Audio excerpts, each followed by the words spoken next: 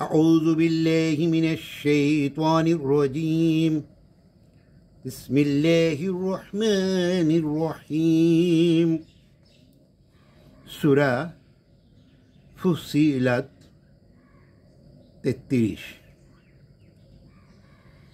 এখানে আল্লাহ রাব্বুল আলামিন বললেন,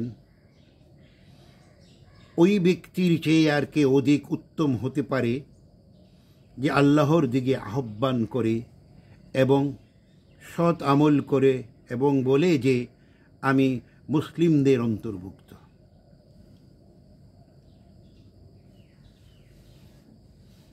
অর্থাৎ এখানে এই আয়াতে আল্লাহ রাব্বুল আলামিন যে ভালো আমলের কথা বললেন, এটা হলো নবী করিম সাল্লাল্লাহু আলাইহি সাল্লাম যেভাবে আমাদেরকে শিক্ষা দিয়েছেন, ঠিক সেভাবে আমরা করতে পারলেই আমি সত্যিকারের মুসলিমের অন্তর্ভুক্ত হতে পারব। সৎ আমল বলতে এখানে এটি বোঝানো হয়েছে। এবং আমি নিজে তো আল্লাহর দেখানোর পথে চলবই, পাশাপাশি মানুষকে আহ্বান করব। আহ্বান কীভাবে শুরু করব?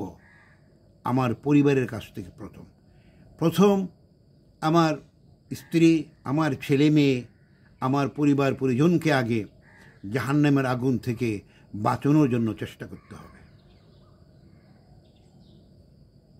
এই আয়াতে এটিই বোঝানো হয়েছে, আহ্বান করা। কি আহ্বান করা?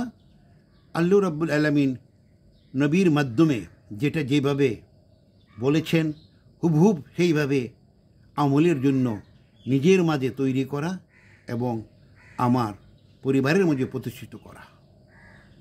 যখন আমার পরিবারের মাঝে সম্পূর্ণ ইসলামের দিন প্রতিষ্ঠিত হয়ে যাবে, তখন আমি আমার প্রতিবেশীর কাছে সেটা আমি বলবো এবং তারপরে আস্তে আস্তে আমার উপরে আমার প্রতিবেশী, আমার গ্রাম। এর বাইরে না, শত শত লোক, শত শত পরিবারের মধ্যে নিজে আমল করে অথচ তার পরিবার নামাজ পড়ে না, তার সন্তানরা ইমানের উপরে প্রতিষ্ঠিত না, সেদিকে খেয়াল না রেখে দেখা যায় যে উনি বিভিন্ন জায়গায় বিভিন্ন মসজিদে চলে যান, উনি বলে দিনের কাজ করতেছেন। এটা কিন্তু ঠিক না।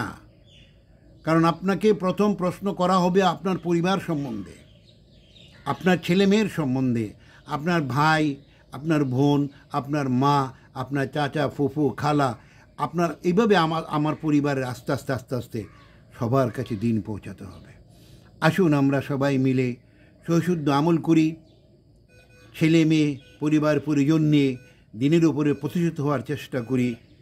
আল্লাহ আমাদের সকলকে হেদায়েত দান করুন এবং জান্নাত লাভের পথ সুগম করে দিন। ধন্যবাদ।